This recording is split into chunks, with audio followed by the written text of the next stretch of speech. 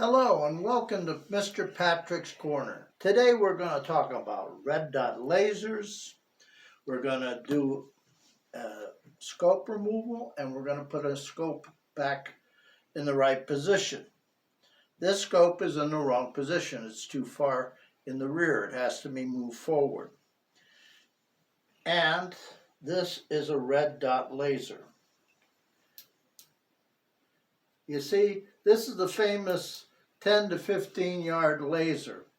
It won't go any farther than, say, that. So it's not very, and it doesn't work in bright light, which is the other problem with it. But the mount I'm planning on using with my more powerful red dot laser. I'm going to have to make something up that will fit this rifle.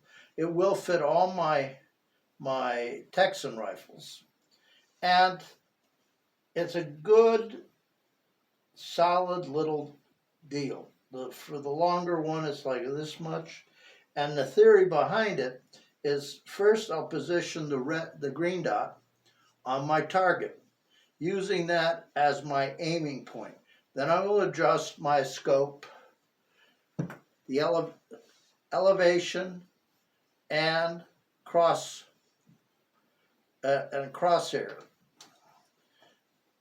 You know, for the other. Now we're gonna slowly set this thing correctly right there. That should be just about where I want it. I loosened the bolts before. I have a dovetail 11mm dove on here. It's basically standard. So you just sort of crank it in a little bit here, a little bit here.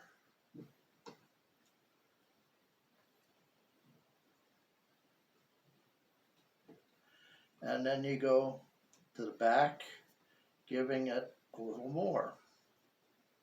You don't crank down all the bolts at the same time.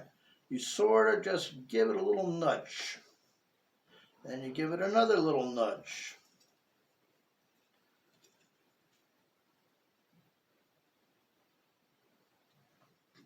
Now you look over the rifle, see how it's mounting into the grooves. It looks good. You can see that it's at the angle that you're looking at, it's pretty good. So you bring it back down, set it there, and then you tighten up the one in the rear. That's it. You don't need a lot of torque on these. Now these aren't fancy schmancy British. I got a funny story about Arizona air guns. They tried to sell me a British set of scope rings. The Chinese ones were like, with tax and everything, $13. The wonderful British, I love the British, and the guy says, you have to have these British, they're $35 plus tax. And I said, it's going on an inexpensive rifle. I think that the Chinese know how to make a simple scope ring, and I don't see anything really fancy about the British rings. They don't have an elevation in the back. They're not like the FX rings. Now the FX rings, I'd love to get my hands on a pair of those, but they're a little too expensive. But I love the fact that for the elevation, you just have to dial it back here. So you can push it up or push it down. This gives you a marvelous way to set your rifle without going through all the adjustments.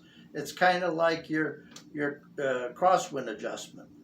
You don't have to do all this. You just move it over or move it back. Only it's up and down. And that's a really, really nice feature.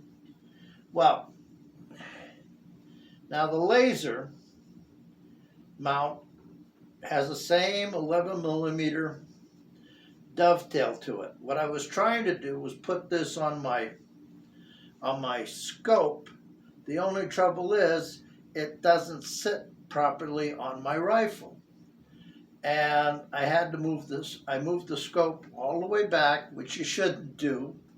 You need to have it sticking out a little bit, but not too much, so that when you're shooting your rifle,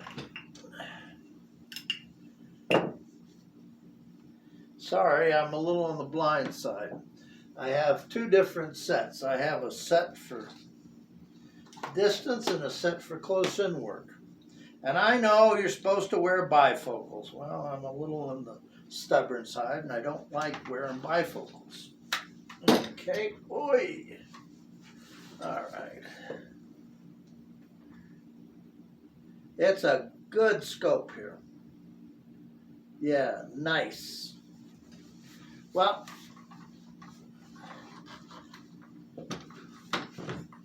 and you see that it has plenty of clearance for your rotary mag. And that's it at this point. Now we're going to talk about the problem with lead ammunition. Mr. Biden has decided that lead ammo is naughty and bad and should be banned from the national forests. The only trouble is lead is pellets are the best things to use. You can get green pellets. I have no problem with using green pellets. The only trouble is with green pellets is if you're going to use a lot of them, they're going to damage your rifle. What I'm talking about is the rifling, because they're a little harder than lead. Lead pellets are actually perfect for air rifles because they have a lubricant on them. It's just like these Benjamins. I'll use this one. It's easier to get on and off.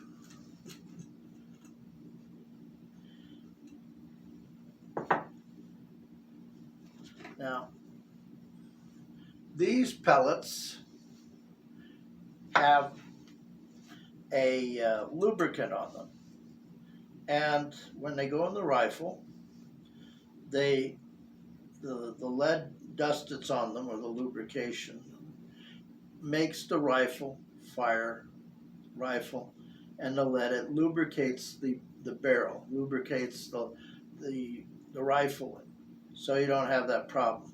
If you get too much lead and you notice that your shots are going sideways, that's the time to clean your rifle.